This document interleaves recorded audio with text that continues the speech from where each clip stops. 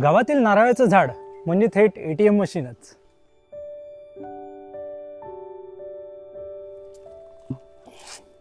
पाण्याची घागर भरताना तेच आपल्याला सावली देतात.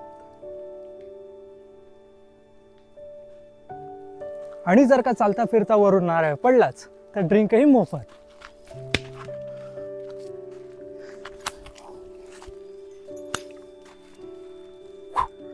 नारळाचे महत्त्व फार मोठे आहे.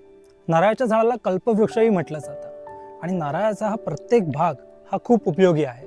उदाहरणार्थ नारळाचं पाणी हे आपल्या शरीरासाठी पौष्टिक आणि थंडावा देणारं आहे.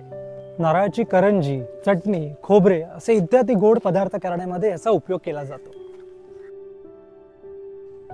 नारळाचे झाड हे बांधकामासाठी, झाडांची पाने छप्पर घालण्यासाठी, तर साल व शेंडी दोर चटया झाडू करण्यासाठी उपयुक्त ठरते. आणि ह्याचमुळे नारळाच्या झाडाला अत्यंत महत्त्वाचे आणि उपयोगी झाड असे मानले जाते.